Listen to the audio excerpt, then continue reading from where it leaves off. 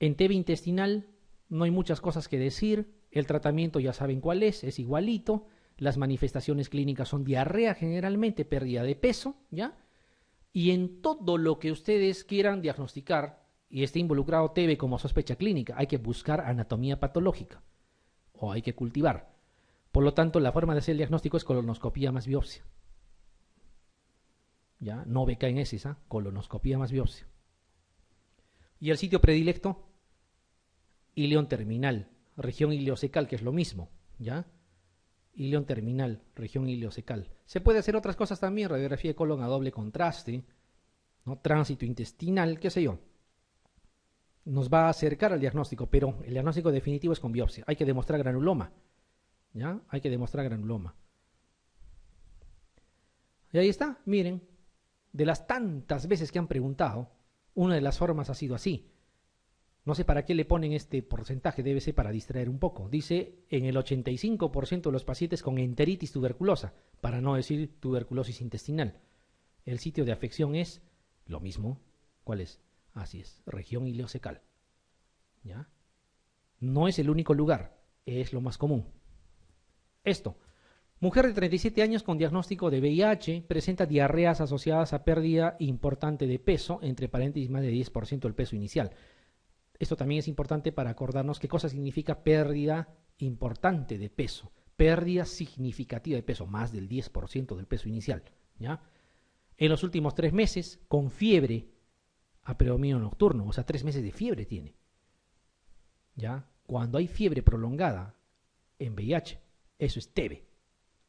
¿Ya? Lo más probable. A la taja abdominal se visualizan múltiples ganglios retroperitoneales. ¿Cuál es el diagnóstico de sospecha? ¿Cuál sería? Fiebre, pérdida de peso, tiene VIH y hay ganglios. Así es, TB intestinal. ¿Ya? TB intestinal. Incluso el nombre correcto, no lo he corregido porque no tengo por qué corregir la pregunta, porque quién sabe se les ocurre preguntar parecido de nuevo. Debería ser tuberculosis enteroperitoneal, para que haya ganglios miastínicos. ¿Ya? Pero acuérdense que fiebre en VIH es TB, cuando la fiebre dura un buen tiempo, obviamente, no cuando es de 2 o 3 días de evolución. Acá nos habla de 3 meses.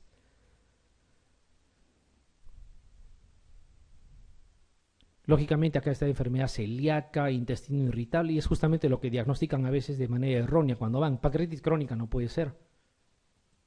Y el último, peor, ¿no? Nos habla de una linfadenectomía intestinal congénita, o sea, eso sería para un recién nacido, pues no para una persona de 37 años.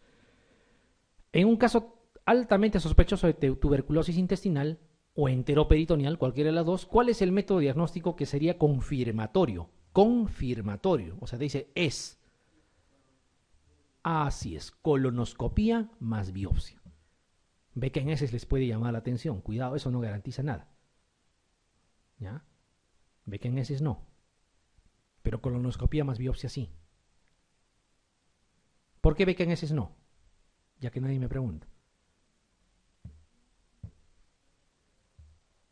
Les pongo un ejemplo. ¿Qué pasa si tengo una TB pulmonar? Expectoro. Y literalmente me trago lo que es pectorado. Voy a eliminar por heces BK. Y no es del intestino. Entonces no necesariamente es. Pero si yo hago una biopsia, yo sé pues de dónde he sacado. Y si encuentro granuloma es, ¿ya? Por esa situación. Les puede ayudar, pero no es el diagnóstico definitivo. En TB ganglionar ya hemos dicho que es la forma de tuberculosis extrapulmonar más común a nivel mundial. El lugar predilecto siempre va a ser la zona cervical. A veces incluso puede comprometer estructuras blandas y puede producir fenómenos compresivos.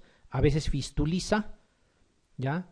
¿Y cómo se llama cuando fistuliza? Escrófula, ¿no es cierto? Esa es la escrófula. Hay otra micobacteria que se llama Mycobacterium scrofulaceum, pero no es la principal causa de escrófula, a pesar que se llama scrofulaceum y ser una microbacteria. Ya es Mycobacterium tuberculosis el que más produce esto. El tratamiento, el diagnóstico primero, ¿cómo sería? También es biopsia. Todo lo que sea biopsiable tiene que ser biopsia, demostrando el granuloma. Y también no es solo anatomía patológica, hay que cultivar. ¿Para qué? Para ver sensibilidad. O sea, biopsian, lo mandan a anatomía patológica y otra parte lo mandan para cultivar. ¿Ya? La tuberculosis extrapulmonar más común a nivel mundial es la tuberculosis ganglionar. Y si nos preguntaran así, por lo mismo, pero no dicen en nuestro medio, no dicen en el Perú, o no dicen según la norma técnica nacional, pleural. ¿Ya? Pleural, hay que acordarse. El diagnóstico de TB ganglionar se confirma mediante biopsia de ganglio. ¿Ya? Biopsia de ganglio. TB geniturinaria. ¿Por qué se caracteriza la TB geniturinaria? Porque va a producir síndrome miccional. Va a producir disuria, polaquiuria, tenesmo, dolor suprapúbico.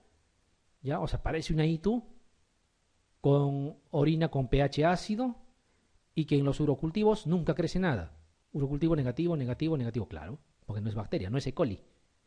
¿Ya? Y muchas veces, como quiera que el lugar donde más asiente es en riñón. Estamos hablando de tuberculosis urinaria. ¿Ya? En riñón. Por eso es que afecta al riñón, produce abscesos, vamos a llamarle abscesos tuberculosos en riñón, y eso hace que duela la fosiliaca. ¿Ya? Duele. ¿Ya? Fosiliaca, que puede asemejar a una apendicitis incluso en algún momento, ¿ya? Siguiendo el trayecto, ¿ya? El trayecto de los uréteres, ¿ya? O puede doler incluso a nivel renal mismo, ¿ya? Pero sin fiebre. Ustedes saben que la espilonefritis tiene que ir con fiebre, aquí no viene con fiebre. Eso les debe llamar la atención. Si realmente descubren un PPL positivo en una persona que tiene itus a repetición y definitivamente tiene síndrome miccional y no se está inventando, y la orina tiene pH ácido, los urocultivos son permanentemente negativos, y hay leucocituria, hay piuria, todo lo demás, debe de ser TB. ¿Ya? Debe de ser TB. Y aquí sí puede haber en varones. Cuando les digan trompas de falopio o les digan epidídimo, no están hablando de TB urinaria, le están hablando de TB genital.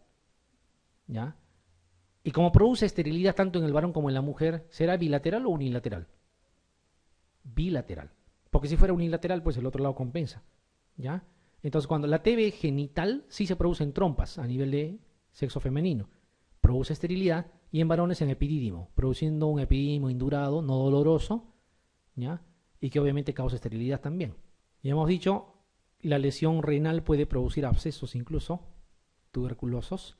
Eso puede causar dolor, ¿ya? En todo el recorrido puede llegar a fosiliaca incluso, pero también puede doler ahí a nivel lumbar, ¿ya? Puede doler a nivel lumbar. Y la clínica es síndrome de itus a repetición con urocultivo negativo permanente más pH ácido en la orina. ¿Cuál es el órgano del aparato urinario más afectado por tuberculosis urinaria? No es vejiga, no es uréter, ¿ya? ¿Cuál era? Riñón, ¿ya? Es riñón.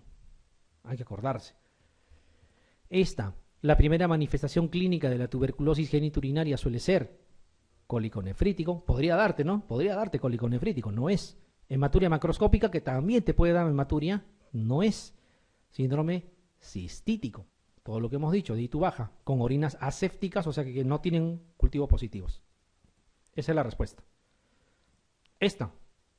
Paciente de 50 años de edad que consulta por dolor en fosa renal, o sea, arriba, polaquiuria, disuria y hematuria. Parece ITU baja, pero hay dolor arriba. En análisis de orina se observa piuria, pH ácido con cultivos repetidamente negativos. No puede estar más cantado. Así puede venir. ¿Cuál sería la primera posibilidad diagnóstica entre las siguientes? Así es. Es TBC geniturinaria. Creo lo único que podría confundirle sería pilonefritis aguda. Pero en la pilonefritis ni cabe fiebre, ¿no? Y ahí no cursa con fiebre. Lepra. Otro tipo de Mycobacterium que no es Mycobacterium tuberculosis. ¿Han visto lepra alguna vez? Les aseguro que se han visto. ¿Ya? Más de una vez es más. ¿Ya? Las lesiones, esta por ejemplo es una lepra lepromatosa. Las lesiones de la lepra no tienen un patrón, digamos, único. Cualquier tipo de lesión puede ser, sobreelevadas, aplanadas, ¿ya? Discrómicas, como quieran, pero tiene una característica en común, que pierden la sensibilidad táctil y dolorosa en la zona afectada. Es decir, estas lesiones, si uno las evalúa, han disminuido su sensibilidad táctil y dolorosa. Si cumple con esa condición, hay que sospechar en lepra. ¿Ya? Es probable que esta lepra lepromatosa no la hayan visto, pero yo estoy seguro que esto se han visto. Entonces han visto lepra, bro. Claro, han visto lepra. Ya, y tiene tratamiento, es lo peor. Tiene tratamiento. No es justo que un conocido vuestro, que le saluda todos los días, ya, le estén viendo con lepra y no digan nada. Hay que darle tratamiento. Esto, hay que tocarle la nariz, y si no siente la nariz, es lepra. Lo más probable, ¿ya? Y tiene tratamiento y es gratis. Hay que darle tratamiento, ¿ya? Las rinofimas es una de las causas. Tiene que ser lepra. Miren, pueden ser otro tipo de lesiones también, que pueden imitar cualquier otro tipo de lesión primaria. La característica tiene que ser que no tienen sensibilidad, ¿ya? No tienen sensibilidad. ¿Cómo vamos a definir o cómo vamos a hacer el diagnóstico de lepra? Puede haber lesiones incluso de tipo hipopigmentado o discromías, ¿no? Puede ser en parches también, pero siempre va a haber pérdida, ¿ya? De la sensación táctil y dolorosa, ¿ya? ¿Y por qué pasa eso? Porque las terminaciones de los nervios periféricos están afectadas por el bacilo. Se pierde esa sensibilidad. Y obviamente si uno hace una lesión, hace una biopsia, puede encontrar bacilos ácido alcohol resistentes, porque al final es un bacilo ácido alcohol resistente también. Es un Mycobacterium, ¿ya? Con las mismas características probablemente del Mycobacterium leprae, de dicho tuberculosis. ¿Ya? Entonces, en palabras simples, no se necesita necesariamente anatomía patológica. Clínicamente se puede diagnosticar también. A veces forma granuloma, no siempre, ¿ya? No siempre. Por lo tanto, no es fundamental la anatomía patológica, ¿ya? Y el granuloma tiene que ser no calcificante, ¿no? Mientras las lesiones de la lepra, fíjense, aquí aparecen como discromías, ¿ya? Pueden ser de diferentes colores, por eso decimos discromías en general. Pueden ser aplanadas o sobreelevadas. Fíjense aquí, pareciera que tiene un borde activo, como si fuera una micosis superficial, y no lo es lepra, ¿ya? La micosis superficial tendría prurito, esa no tiene. Más bien ha perdido sensibilidad. Aquí pareciera otro tipo de lesión, ¿no? Y no lo es tampoco, ¿ya? Hay que evaluar la sensibilidad táctil y dolorosa, ¿ya? Hay que evaluar. Cuando se ha determinado de que existe pérdida de ese tipo de sensibilidad, recién sospechamos en lepra, o al revés. Si no hay evidencia de que se ha perdido ese tipo de sensibilidad, no pueden decir esto es lepra, ni siquiera de sospecha. Fíjense entonces, las lesiones pueden ser de diferente tipo, ¿ya? Diferente tipo de presentación, algunas vegetantes como están viendo aquí, algunas que pueden pasar de alguna manera enmascaradas, ¿ya?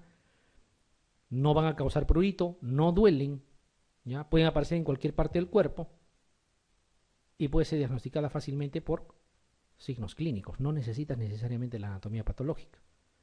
Y miren, ya viva una pregunta ya. La característica clínica fundamental de las lesiones que se presentan en la enfermedad de Hansen, que es lo mismo decir lepra, son, así es, ausencia de sensibilidad o dolor.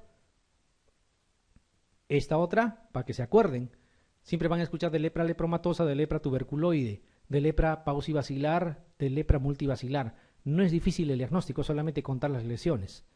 Cuando tiene hasta 5 lesiones incluido, decimos lepra paucibacilar. Pero si tenemos 6 o más, o sea, más de 5 lesiones, es una lepra multibacilar. Indistintamente, a veces a esto le llaman tuberculoide y a esto le llaman lepromatosa, porque más o menos coincide, ¿ya? Entonces hay que contar las lesiones simplemente. Y vamos a hacer una mnemotecnia. Cuando es tuberculosis, ¿cuánto tiempo dura el tratamiento? Habitualmente 6 meses. Entonces en la lepra tuberculoide o paucibacilar también dura 6 meses. Y en la lepra multibacilar o lepromatosa, 12 meses. ¿Ya? Tienen que hacer esa mnemotecnia. Y el tratamiento, se usa rifampicina como en el caso anterior. Aquí entra dapsona. Dapsona y rifampicina, ¿ya? Dapsona y rifampicina. La lepra no tiene crecimiento rápido. Por eso la isoniazida no tendría ningún sentido usarla, ¿ya? Son de crecimiento lento. La rifampicina es la piedra angular. Y como no se puede dar sola, hay que dar dapsona, ¿ya? Y este es el tratamiento en adultos y en niños, cuando se trata de paucibacilar. Lo mismo en el multibacilar, en adultos y en niños es similar, con la diferencia que vamos a agregar clofazimina. Clofazimina solamente se usa en la lepra multibacilar, ¿ya?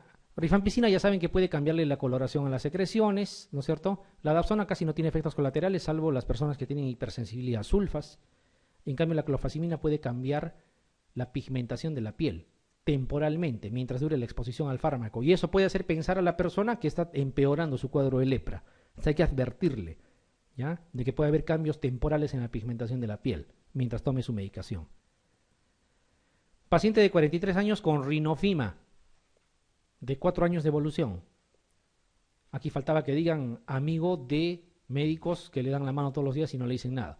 Clínicamente se detecta, bueno, acá falta un par de letras, ¿no? Hipoestesia es esto acá, ¿no?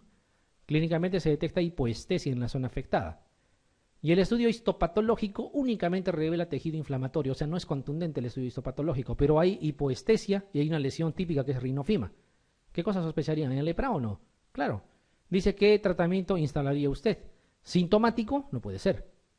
Dapsona más rifampicina es una alternativa, Dapsona rifampicina más clofazimina es otra alternativa. Acá es isoniazida, rifampicina y piracinamida, que sería para TB, y el otro es quirúrgico, que tampoco es. Nos quedan estas dos. ¿Cuál elegirían? Se supone que, ¿cuántas lesiones hay? Solamente habla de rinofima y una lesión, por muy extensa que sea, es una. Por lo tanto, es una tuberculoide o es una paucibacilar, ¿ya? Y por ser de ese tipo, solamente Dapsona y rifampicina. Simple. Durante el tratamiento de la lepra lepromatosa, los pacientes pueden experimentar cambios considerables en la pigmentación de la piel. ¿Cuál es el fármaco responsable de este efecto? Clofazimina, así es. Un paciente de 20 años presenta 4 lesiones en el dorso de tórax, caracterizados por disminución o abolición de la sensibilidad dolorosa en las mismas. Usted diagnosticará clínicamente. Lepra, estamos de acuerdo. ¿Pero qué tipo de lepra? Tiene 4 lesiones. Tuberculoide, sencillísimo. Contar nomás. Ya vienen los blisters preparados, no tienen que estar contando nada, les dan los blisters y la persona se encarga de tomar y al mes siguiente regresa. Hay una remisión espectacular de las lesiones. ¿Ya? No debería haber lepra ya. Mycobacterium ulcerans es lo último. ¿Ya? El Mycobacterium ulcerans también es una micobacteria que es la que sigue en importancia al Mycobacterium tuberculosis y al Mycobacterium leprae. ¿Ya? Produce esto que está acá, la úlcera de Buruli o de Buruli, como quieran pronunciar. Son úlceras gigantescas que, como ven aquí, literalmente se devoran el tejido muscular, ¿ya? Y partes blandas de las personas que las padecen. No causan dolor, por eso es que no le dan mucha importancia al inicio. Sin embargo, son con tendencia al sangrado, como están viendo. ¿Ya? Son deformantes y llegan a ser mutilantes. Pueden acabar con la amputación hasta espontánea de la zona afectada. Y lo peor, que tiene tratamiento. ¿Ya? Entonces no deberíamos llegar a esto. Esto evoluciona en años. Al inicio lo confunden con leishmania. Esto es leishmania. ¿Ya? Pero va creciendo, creciendo y creciendo cada vez más. Tenemos en el Perú, por si acaso. ¿Ya? Tenemos en el Perú. Entonces, esta úlcera de Buruli es la tercera enfermedad más frecuente producida por micobacterias, incluso en individuos inmunocompetentes.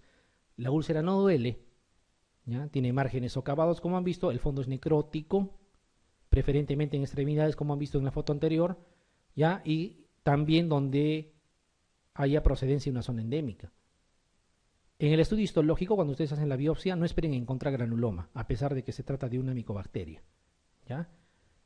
Hay un área circunscrita de necrosis grasa coagulativa más bien, no hay granuloma, ¿ya? Y a veces hay infiltrado inflamatorio acompañante, pero no más. O sea, el encontrar un granuloma no nos va a servir de nada, ¿ya? No vamos a encontrar. Y en las lesiones iniciales sí podríamos encontrar hasta bacilos ácido alcohol resistentes, pero en las lesiones iniciales, o sea, cuando la úlcera es pequeña, cuando ya tiene ese tamaño que han visto, no se encuentra nada. ¿Dónde abunda? Donde esperaríamos que abunde. África Occidental, Beguín, Burkina Faso, Costa de Marfil, Ghana, Nigeria, Togo, Guinea, Sierra Leona. Sigue todavía con el resto de África, Camerún, Congo, Gabón, y seguimos avanzando hasta que llegamos a América, y junto con las Guyanas está Perú. ¿Ya? O sea, nos debe llamar la atención eso, ¿no? Es un mérito que no nos gusta tener. Aquí está la lesión, ¿ya? Una lesión con necrosis coagulativa, grasa, no hay granuloma, como ven, y en el contexto de un cuadro clínico de ese tipo y en una zona endémica, hay que pensar en úlcera de Buruli y hay que darle tratamiento. Y el tratamiento es con streptomicina. Suficiente con streptomicina, se cura. En estadios iniciales. Pero cuando ya es una situación así gigantesca, quirúrgico. Miren cómo puede llegar. Parece fotomontaje, ¿no? Miren cómo se ve la exposición del tejido muscular, ¿ya? Es una crueldad, ¿no? No debería haber. No es justo para nadie tener esto. Pobre niño. Pero en países como nuestros, donde hay que pagar al Estado un cupo para atenderse, obviamente sí todavía se sigue presentando. Hay países donde no se paga nada, ¿no? Brasil, por ejemplo, ni un céntimo, no se paga. Si necesita resonancia, resonancia. Y no implica gasto, porque los médicos son los mejores pagados de Sudamérica, los que están en Brasil. O sea, eso es política, pues. Acá no tenemos. Puede llegar a la amputación. Y de hecho que llega, han visto los mutilantes que pueden ser. Y si es que estamos pensando que esto es figuritas, bueno, ni modo, pues tendremos que ver personas con úlcera de Burulí, ¿ya? En zonas, miren cómo ha quedado mutilada esa señora. Lógicamente hacen su vida, miren aquí, ¿no? La úlcera de Burulí, miren ahí está claro. Están curando cuando esto ya amerita otro tipo de tratamiento, pero no porque sea negligencia médica, ¿no es cierto? Entonces no vamos a hablar así, eso es porque no hay apoyo. Uy, estábamos acá, creo, y ahí está. Casi ya terminando, miren. Lesiones importantes. La gente se acostumbra a convivir con su mal y eso no está bien. El tratamiento de elección de la úlcera de Buruli en estadios iniciales de la enfermedad es estrepto. Si fuese estadios avanzados, quirúrgico. A veces amputación. Si es que no se amputa solo. ¿Ya? Las lesiones producidas por el Mycobacterium ulcerans típicamente cursan como úlceras indoloras. No duelen. Muy bien.